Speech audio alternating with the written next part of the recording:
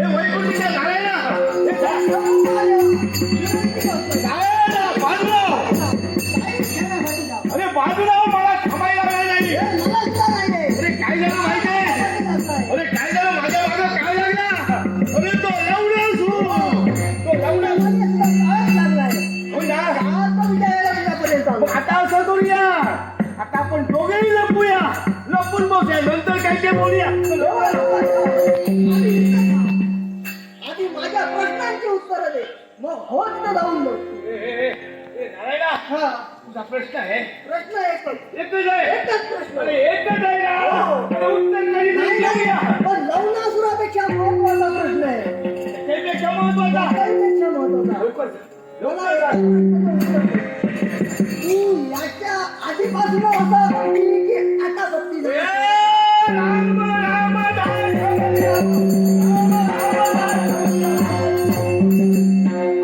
काय म्हणालास अजून भक्ताचं आचरण करतात त्याचं वाईट वाटत नाही पण देव भक्ताचं आचरण करू लागले मनात कुठंतरी खंत वाटलं म्हणून यावं लागलं तुझ्या जागी दुसरा कोण असता याची जीवन लांबी कमलापासून त्यानं झालं काही केलं नसतं पण वैकुंठेश्वर या नात्यानं मी तुझ्या समोर उभा आहे माझ्या बाबतीत कपट केलं मला ओळखतोस ना अरे शिवशरणा विष्णू विष्णू हो ना हे तत्व सारं विष्णू ओळखते हो या या तत्वाचा विचार तुला पडलाय मग मला तू कपटी म्हणतोय अरे मला तू कपटी म्हणतोय राम राम तुला भक्ती दिली असं काय कपट केलंय तुझ्या बाबतीत मी काय असं कपट केलं देव हो तुमचा निस्सिम भक्त म्हणजे लवणासूर होय माझा भक्त तो मग त्या लवणासुराला तुम्ही वरदान दिलं ते कोणतं आम्हाला या नेमक्या बळाचं वरदान दिलं अरे काय माझं चुकलं माझा निष्ठावंत भक्त तो मी दिलं भक्ती केल्यानंतर त्याला वरदान देणं हा देवाचा अधिकारच आहे पण त्याला पुन्हा तुम्ही दुसरा वरदान दिला ते कोणतं असेल कोणतं तर जो तुझा शत्रू आहे या शत्रूच्या हाती असलेल्या एकाही अस्त्रापासून बरोबर आहे तुला मरण येणार नाही सत्य आहे किंबहुना हे शस्त्र जोपर्यंत त्या देवाच्या हाती आहे तोपर्यंत तो तुझं काही करू शकत नाही दिलं दिलं हा माझ्या बाबतीत पक्षपात का अरे तुला दोघांचा पक्षपात माझ्या भक्ताला माझी भक्ती केली मी प्रसन्न झालो आम्हाला वरदान दिलं पण ते वरदान देण्यापूर्वी त्याला मी सांगितलं खरे तर उपदेश केला कोणता तो जो विश्वाच्या ठिकाणी प्राणीमात्र जन्माला येतोय त्याला मनाने ठेवलेलंच आहे मी त्याला सांगितलं त्याला ते पटलं आता लवणासुराचा विधी देखील कसा होता या वैकुंठेश्वराच्या हातून त्याचं मरण असं असताना देवाने त्याला वरदान दिलं मला कुठेतरी बंदिस्त केलं अरे त्याला वरदान दिलं मृत्यांग ठेवलं नाही पण त्याचा मृत्यांग मी माझ्या हातात ठेवलं नाही तुम्ही कुणालाही सांगणार नाही एक ना एक त्याला मारणार आहे जर त्याने अधर्मात अत्याचार केला तर त्याला मृत्यू शेवटी मी देणार आहे पण त्यावेळी दुसरी इच्छा त्याने प्रकट केली माझ्यासमोर दुसरी इच्छा प्रकट केली माझ्या वडिलांचा शेवट माझ्या हातून झाला पाहिजे मी तथास्तु म्हटलं काय माझं चुकलं देवा काय माझं चुकलं भक्ताने भक्ती केली भक्तीला म्हणून तू वरदान दिलं होय खरंय देव हे वरदान देण्यासाठी मी नाही म्हणत नाही पण ज्यावेळी भक्त भक्ती करतो त्यावेळी भक्ताच्या मनात असलेली लालसा ही प्रथम त्या देवाला जाणली पाहिजे अरे! ही जर योग्य असेल तरच त्याला वरदान दिलं पाहिजे पण तू असं न करता केवळ तुझा भक्त या नात्यानं तू त्याला वरदान दिलं या वैकुंठेश्वराच्या कपट केलं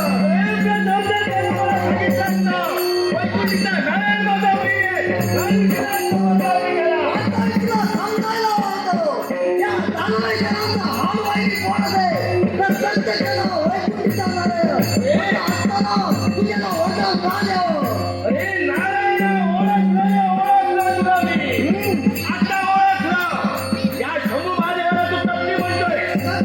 कपट केलं उघड्या डोळ्याने विश्व पाहतोय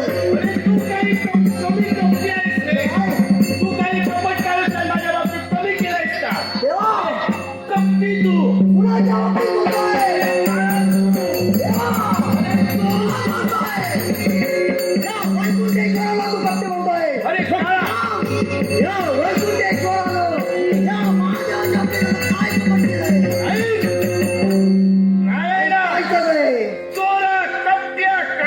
माझ्या बाबतीत काय कपट केलंस ते तुला ते साऱ्या विश्वाला सांगतोय काय कपट केलंस ते मला सुद्धा ऐकायचंय.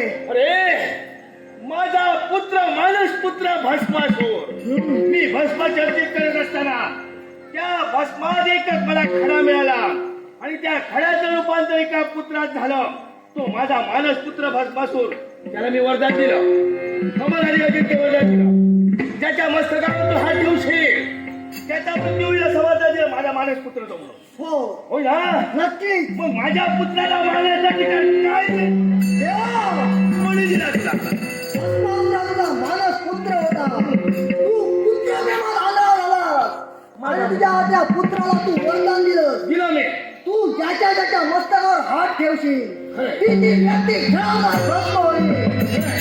पण शेवटी तुझा पुत्र उन्मत्त झाला की त्याच्या शब्दाची पूर्तता पाहण्यासाठी देवा तो तुझ्याच मस्तकावर हात ठेवण्यासाठी धावला. अरे माझ्या मस्तकावर हात ठेवायला आला मी पळून सुटलो. मी तिथं एकांतात जाऊन त्याला मारणार असतो चाले मागवणार असतो. कालच मागवणार. तू तुझा जीव वाचून पाहू लागला. देवाचा तुझा पाठ्यात लागला. मी पाहिलं असतं सारे देव काय ते बघून घेतलं असतं. तू पाहणार असता तर सारे देव मला शरण आले नसते. सारे देव मला शरण आले त्या भस्मांगावरून आम्हाला वाचवा. म्हणून काय केलं? या वैकुंठेश्वरानं विश्वमोहिनी स्वरूप घेतलं आणि भस्मासुरापर्यंत गेला. त्याला प्रेमाच्या जाळ्या जोडण्याचा प्रयत्न केला आणि त्याला प्रेमात काढल्यानंतर मी त्याच्यासमोर अटक ठेवली. जसं मी नृत्य करेन तसं तुला नृत्य करावं लागेल. पाहिलं आणि ते नृत्य परिपूर्ण जर प्रसिद्ध असतील तर ही मोहिनी तुला आहे. मी नृत्य करत होतो. मोहिनी रूपात नृत्य करत होतो. याप्रमाणे तो भस्मासूर सुद्धा नृत्य करत होता. नृत्यामध्ये तल्लीन झाला. यावेळी या वैकुंठेश्वरानं स्वतःचा हात स्वतःच्या मस्तकी ठेवला.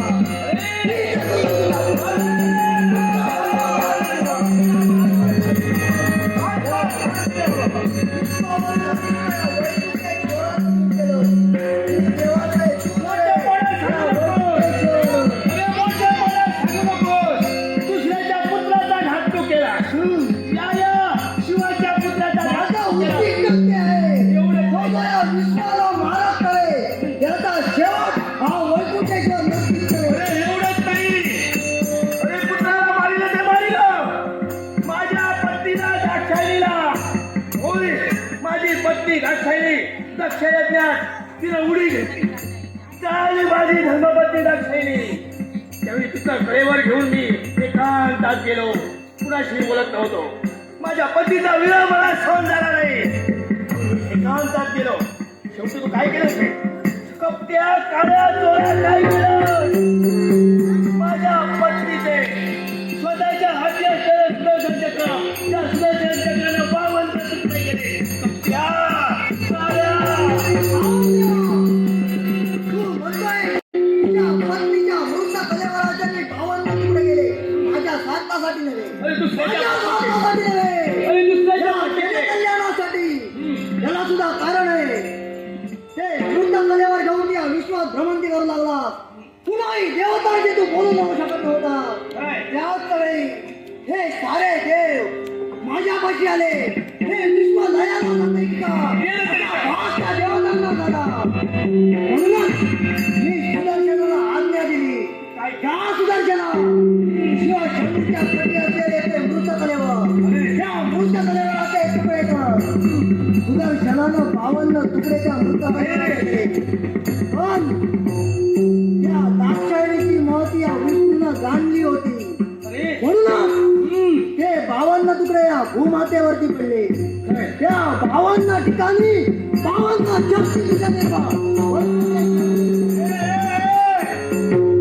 स्वतःचं मोठेपण सांगू नकोस. अरे 52 तुकडे त्या 52 तुकड्याची शक्तीपीठं झाली. नक्की माझ्या दाक्षायणीची योग्यता तेवढी होती. माझ्या दाक्षायणीची योग्यता तेवढी असल्यामुळे योग्यता असली म्हणून होत नाही. योग्यता समोरच्याला कळली पाहिजे. ती मला कळली तो मी मोठेपणा तिला दिला. दुसऱ्याच्या पत्नीचा घात करताना अरे लाज नाही कशी वाटली तुला?